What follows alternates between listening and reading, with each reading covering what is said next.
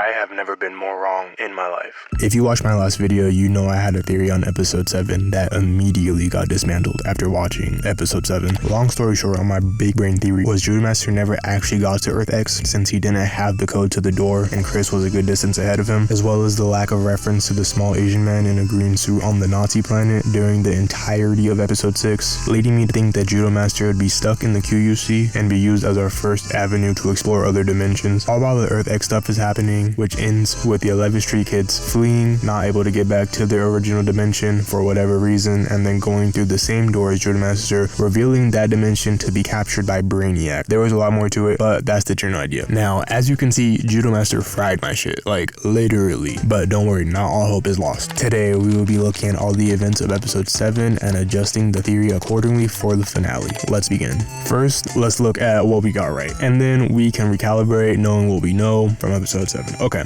so I thought Vigilante and Vigilante would save Adebayo. Check. Okay, we got that. I also thought Judo Master and the 11th Street kids would be on the same side, although not in this dimension. And then lastly, I thought Rick Flag would be a part of the extraction process and Chris would be incarcerated by the end. But that's about it. Everything else in that video is bad yaps, unfortunately. Fortunately, this time is going to be good yaps. I got a feeling about this one. I know what I'm talking about. Trust me. You gotta trust me. Trust me. Okay, so following episode 7, Chris is locked up. His brother hates him. His other dad is dead. Where do we go from here? We go to Agenda Town. Now, the end goal for the agenda here is Brainiac, and it's really a matter of how we get there, but I think there is a way. There's a couple shots in the trailer that we need to pay very close attention to. Let's start here. We see Argus going through what seems to be a portal and analyzing some type of circular rift, which might be the same as the door portals, just using a different frame.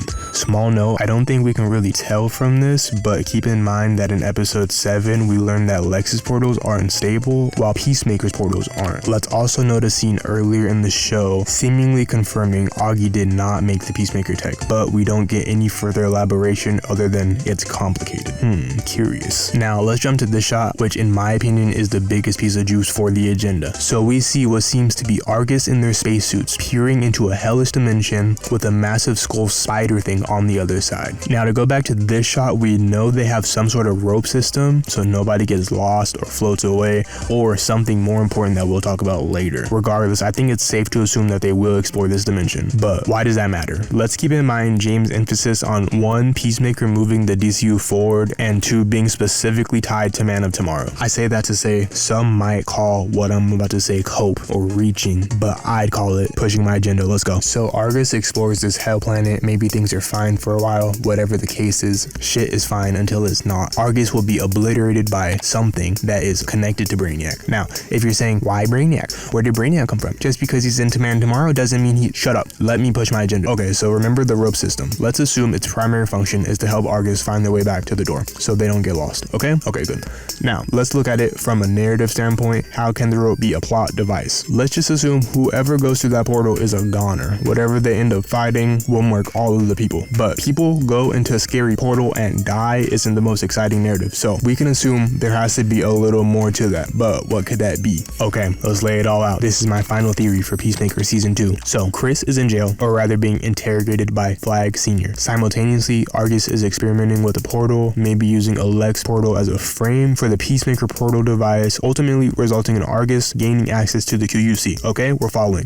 From there, Argus wastes no time and begins to explore different dimensions. Maybe we have a small montage or time skipping showing different dimensions. Regardless, at some point we get to the skull dimension, which they will be hesitant to explore and not want to get lost in there, hence the special spacesuits / rope system. Okay, Argus agents, not Rick Flag Sr. because he's still going to be with Chris or just otherwise commanding from real Earth, will go to the other dimension and explore until they ultimately meet their demise at the hands of the creatures native to the planet or an entity unseen to the camera. This will cultivate to Argus agents trying to flee the chaos, following the rope, leading the monster to the QC and ultimately to the Prime Earth to face off against Superman and Lex in Man of Tomorrow. The monster in question is obviously a Brainiac bot or a creature adjacent under Brainiac's control, maybe even one of the big skeletons, which I think is a Brainiac ship for the planet. I think we will maybe explore how technology can interact with more organic beings or just organic environments, and how Brainiac's technology can fit whatever the surrounding space is, not necessarily visually tech forward, but just more so the idea of integration and flesh, at least in this instance. events. Throw in maybe Chris being transferred to the prison with the Creature Commandos, some 11th Street Kids emotional beats, whatever the case is, and we got a Peacemaker finale. Now, to be fair, that is a lot to do in 30 minutes time. The episodes have been pretty short.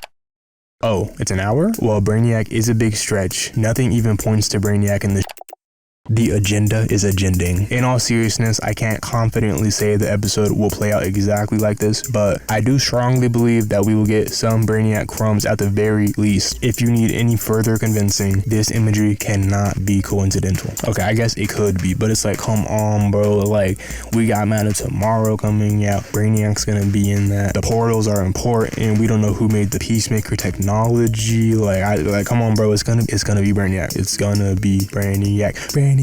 Okay, no real shit though. That's all. Let me know what you think will happen. I'd love to know. I'm sad Peacemaker is coming to an end, but I have thoroughly enjoyed watching it, and I look forward to see what happens next in the DCU. With that being said, that is all for today. I hope you enjoyed. This is our last wait cycle for a Peacemaker episode, so let's enjoy it. I know a week is a long time, but it is our last week, so let's enjoy it. Let me know what you want to see next. Like, subscribe, all that good stuff. This has been Double Creature. Bye.